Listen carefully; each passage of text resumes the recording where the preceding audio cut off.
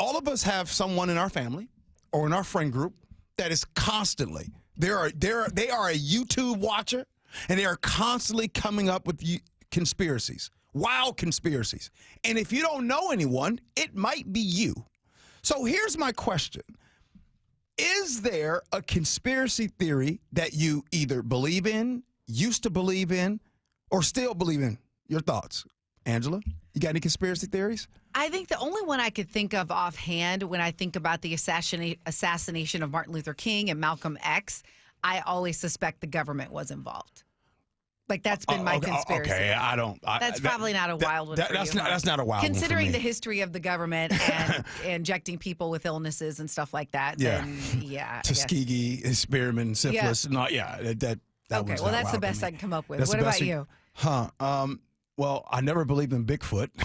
I know I had to throw a shout out to the Northwest for that one, or DB Cooper had to throw a shout out for that one. I think mines are pretty simple. I think the older that I've gotten, the more that I think maybe it's a possibility, because you have that old saying that nothing's new up under the sun. It's like if they did it before, they'll do it again. Yeah. I don't really have too many wild conspiracies. I would say my wildest conspiracy, and I think it's obviously coming to pass, that I always thought that that Puff Daddy, that Diddy, had something to do with Tupac and Biggie. There you go. Yeah, okay. I always thought that he had something to do with both of them. You got any conspiracy theories, Chef? Yeah, I got one. When I first started working here, I wasn't that immersed in the news. And Gabby was pregnant. She's going to have Matthew. And she was at the time, she was working with folks on the autism spectrum. And so I'd been reading about autism, blah, blah, blah. And you hear about the whole vaccines thing. And I just was like, yeah, I don't know if that's true, but there are sure a lot of people that are diagnosed on the spectrum these days. And when Matthew went in to get his inoculations, like his first inoculations, like, okay, we're going to do this, this, and this. I was like, actually, can we slow him down and just stagger him? I don't want to do them all at once. Right. And since I've become better informed, but it doesn't take that much. Just something you have a question about, and then, ooh, here's a possible explanation. You want to know a conspiracy theory that might be a little bit right? The fluoride in the drinking water. Not kidding. There's a column in the Washington Post this morning. Leanna Wen, Dr. Leanna Wen, and she talks about that there are very plausible studies about it can have an impact on the fetus. So for like pregnant mothers should probably avoid fluoride. And she says in the article it's very safe for the rest of us, but it also doesn't reduce cavities that much because we have fluoride in our toothpaste. So there's a number of places that don't do it. They don't have staggeringly higher cavity rates. So that might be something that RFK is a little bit right on. That's so interesting. Now, here's my sweeping statement. I haven't done one for today. Here's a sweeping statement. I think the smarter you are, the more prone you are to conspiracy theories. I think you're absolutely right. Because, and I was going to talk about that. Really smart people be on conspiracy theories. It's because of the creativity, the places that your mind has to go. And believe it or not, I remember being in a therapist's office and taking a questionnaire. And to be a journalist, there has to be a part of you that's always questioning what you see in front of you, right? You don't just look at things at face value. You're like, what's behind that? Like, did you really mean that? Did they really? You're constantly questioning.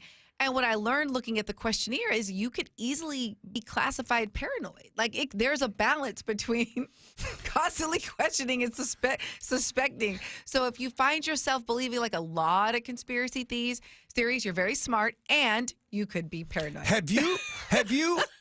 Now, I've done this one time. I'm not a licensed therapist, by the way. Have you ever argued with someone that's a flat earther? No. Have you? Yes. And I mean, but somebody but they were really smart. And I have never in my life just felt so like I could not prove the point to this person. This flat earther was on it, and was like, hey, what have you seen? Where have you seen it? Oh, you believe books now? Oh, you mean the same book that told you that Christopher Columbus discovered America? I mean, they went into, oh, yes. It's like when you grow up listening to the Bible and Adam and Eve, and then someone told Adam and Eve they were naked. And all of a sudden, when I realize they're naked, it's like it ruins the innocence. See, the flat earth thing, Gee? This took a turn. Yes. Those people are so informed, and I feel like this a little bit every time we have gun conversations, because people that are super hardcore 2A, like, they have all the bullet points. They've got a doctorate in like debating gun laws, right? Right. And most of us are just like, can we just get some common sense stuff? Universal background checks. Now, some of you all did not like my sweeping statement. And what you're saying right now is, Gee, some of the dumbest people believe in conspiracy theories. I'm telling you, seriously. I'm talking about the ones that go deep into YouTube. I mean, like back in the day when we used to talk about y'all have taken, some of y'all have taken the word woke. When we used to use the word woke, it was for some of them on the conspiracy theories, folks.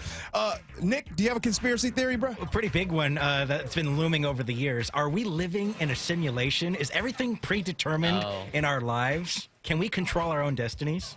Ooh. Yeah. Okay. I'll answer that for you. I think that everything we do is predetermined. Well, then I should just go sit on my couch then. You don't think there's any free will? And if you do, and you sit on your couch for a long time, that was the point. Gee, if you truly believe that, then there's no purpose in things like jails. Guys, look, you guys know when I'm joking, and you know when I'm being serious.